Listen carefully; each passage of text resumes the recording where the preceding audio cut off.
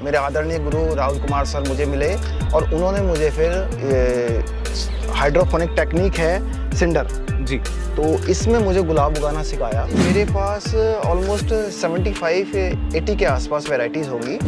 तो पहला फ्लश नवंबर में देने के बाद ये दिसंबर से जनवरी मिड तक ये डॉर्मेंसी में चला जाता है। डॉर्मेंसी का मतलब ये निद्रा में चले जाता है। ज़्यादा से ज़्यादा पानी डाल देते हैं और उसकी रूट रॉट हो जाती है और नीचे से जड़ें गल जाती हैं और पौधा मर जाता है।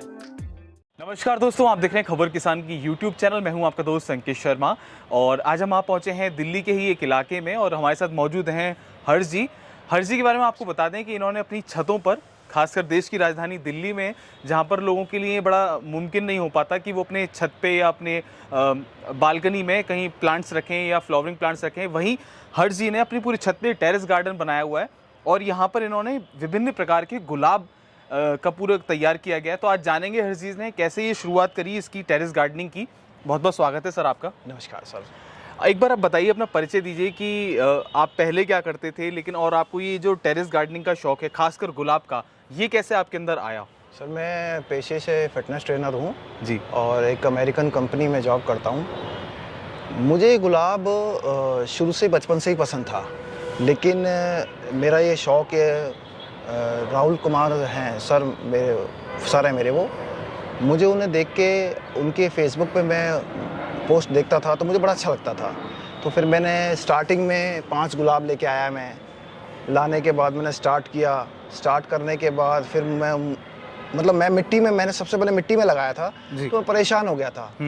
तो मैंने फिर कहा कि फिर मुझे मेरी किस्मती है कि मुझे मेरे आदरणीय गुरु राहुल कुमार सर मुझे मिले और उन्होंने मुझे फिर हाइड्रोपोनिक टेक्निक है सिंडर जी, तो इसमें मुझे गुलाब उगाना सिखाया और सिखाने के बाद फिर उसके बाद मैंने पीछे मुड़ के नहीं देखा और ये जितना भी है मेरे आदरणीय गुरु राहुल कुमार सर का ही है।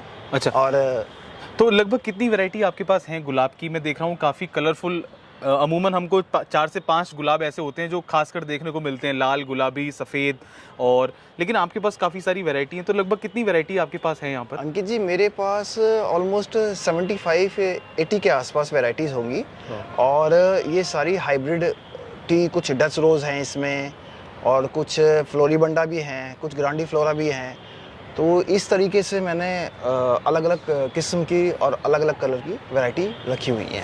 अच्छा, जैसे कि बात करें टेरेस गार्डनिंग की, आपने बताया कि लगभग 2 वर्षों को आपको अनुभव हो गया है, तो किस किस तरीके की समस्याएं आपको आई? क्योंकि दिल्ली का जो मौसम है काफ़ी पॉल्यूटेड वाला है, तो क्या उसका भी आपने सामना किया कि जो प्रदूषण है, गर्मी ज़्यादा पड़ती है या सर्दी भी कभी कभी ज़्यादा पड़ती है, तो उसका भी प्रभाव आपको पड़ा? हमारा दिल्ली में एक्सट्रीम वेदर होता है।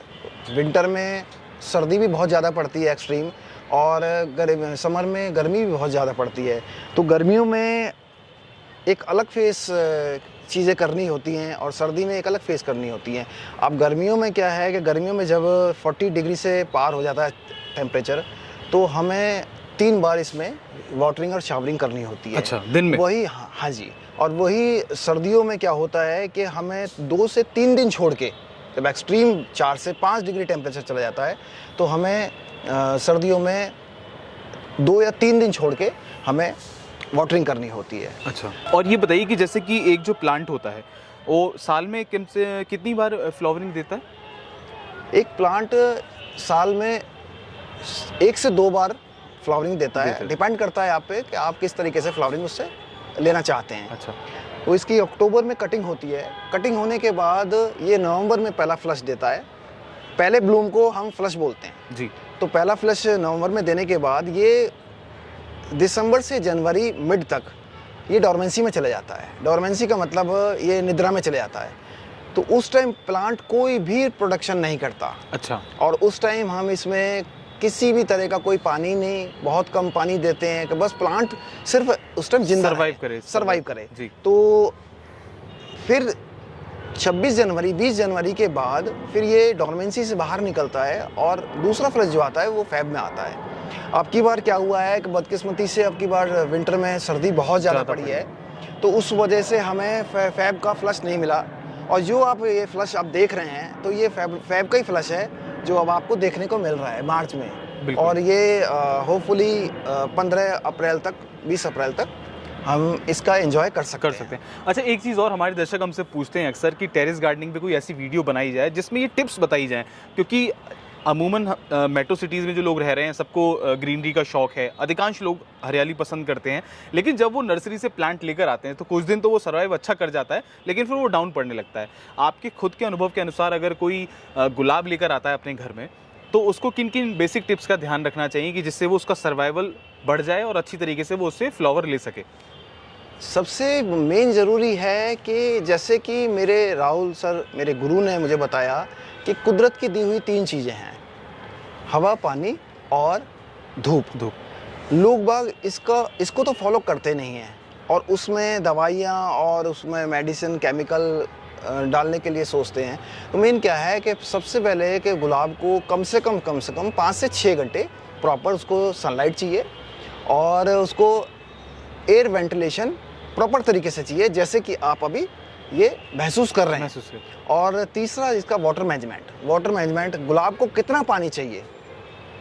गुलाब का कहना ये है कि मुझे तैरना पसंद है, डूबना पसंद नहीं है। अच्छा। लेकिन लोग बाग क्या करते हैं कि उसमें गुलाब को ज़्यादा से ज़्यादा पानी डाल देते हैं और उसकी रूट रॉट हो जाती है और नीचे से जड़ें गल जाती हैं और वो पौधा मर जाता है। नर्सरी वाले क्या करते हैं, उनका वाटर मैनेजमेंट बहुत अच्छा होता है, वो तरीके से पानी देते हैं। तो मेन क्या है कि जब मिट्टी खुश्क हो जाए ऊपर की, तब आप जो है उसमें पानी दें। हवा पानी हमें समझना होगा, जैसे हम लोगों को खुद का है, कब हमें खाना चाहिए, कब हमें पानी चाहिए, सेम चीज़ प्लांट पे भी डिपेंड करती है। प्लांट पे भी डिपेंड करता है। तो अभी क्या है कि जैसे मेरे गुलाब सारे सिंडर मतलब इसको खंगर बोलते हैं। ये एक जला हुआ कोयला होता है, ये अच्छा। हाइड्रोफोनिक टेक्निक है जी। और इसमें गुलाब, जैसे कि मैंने पहले बोला आपसे कि इसमें गुलाब तैरता है। एक बार दिखाएंगे कैसा क्या चीज़ होती है? ये मैं आपको दिखा देता हूँ। जैसे ये जो है, इसको ऑन कीजिए, ये इसको खंगर बोलते हैं। क्या बोलते हैं? खंगर। अच्छा। इंग्लिश में इसको सिंडर बोलते हैं। लेकिन हम जो अपने घर में लगाते हैं तो उसमें तो हम मिट्टी में या लाल मिट्टी होती है, मिट्टी में उसमें लगाते हैं, तो उसका भी कंपोजिशन बनाना होता है। अच्छा। तो वो जो है वो चीज़ें सारी समझनी होती है। वो आप किसी अच्छे माली से मिलें और क्योंकि अगर सिंडर के लिए कांटेक्ट करना है तो मोस्ट वेलकम है जी।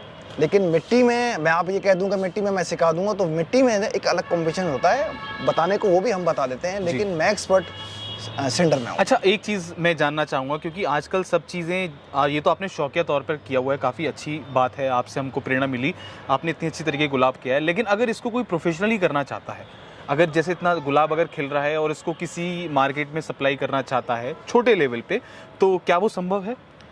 बिल्कुल संभव है। सबसे पहले तो उसको स्पेस चाहिए जी। और उसको फिर जो है छोटे से पौधे से एक पौध तैयार करनी होंगी और फिर वही वाली बात कि उसको माली की ज़रूरत तो पड़ेगी। अच्छा।